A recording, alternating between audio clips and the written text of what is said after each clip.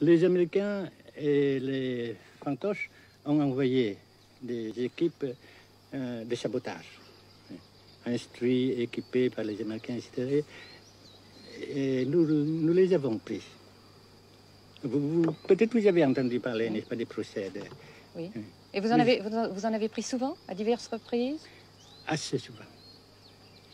Est-ce que vous avez peur que les Américains portent la guerre au Nord-Vietnam? Nous n'avons jamais peur, n'est-ce pas? Comme les Français aussi, on dit que peur n'existe pas. Est-ce que vous pensez, Monsieur le Président, qu'il y a une solution militaire à la guerre du Sud-Vietnam? Non. Parce que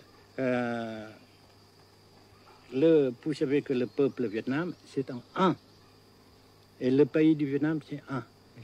Les Américains ont fait une guerre d'agression, comme qui dit, c'est une guerre non déclarée. Et, comme vous savez aussi, vous avez pu lire dans la presse, n'est-ce pas, bien mondiale, que plus la guerre prolonge, plus les Américains et leurs valets, n'est-ce pas, comment dire ça,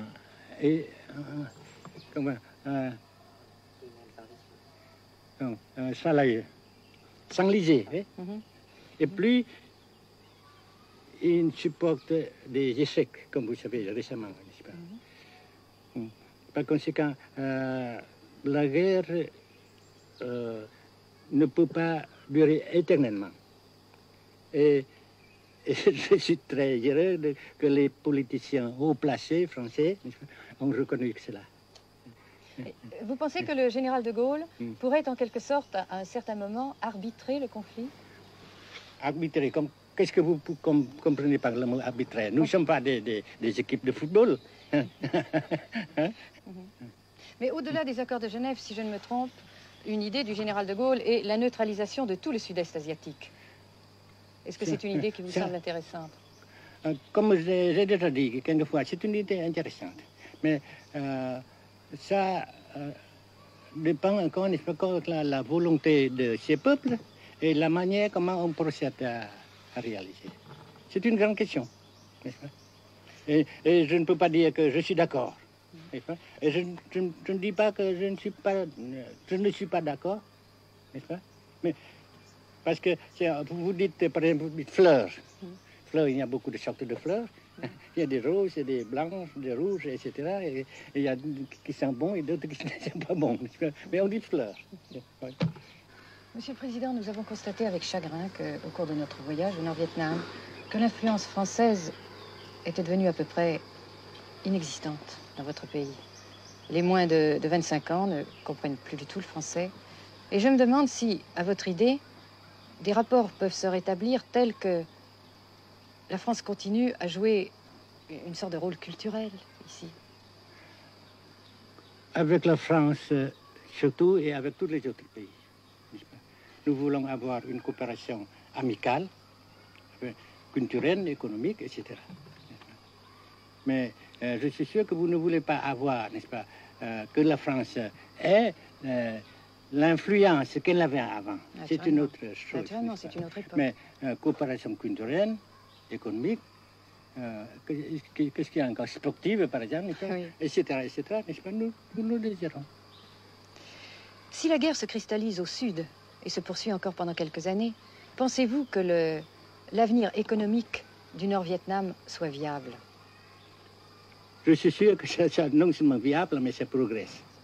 Parce que vous avez vu vous-même, vous avez constaté vous-même qu'ici, nous travaillons beaucoup, notre peuple travaille beaucoup, avec abnégation, n'est-ce pas, et avec dévouement, avec enthousiasme. Et d'un côté, nous travaillons pour, comment dirais-je, pour principalement, n'est-ce pas, de nos propres forces, de nos propres... Et aussi, nous avons, n'est-ce pas, l'aide fraternelle des pays socialistes, n'est-ce pas? Alors, nous, puisqu'ici et après cela, n'est-ce pas, nous avons déjà réalisé des progrès. Pas très grand comme nous voulons, mais nous avons réalisé des progrès.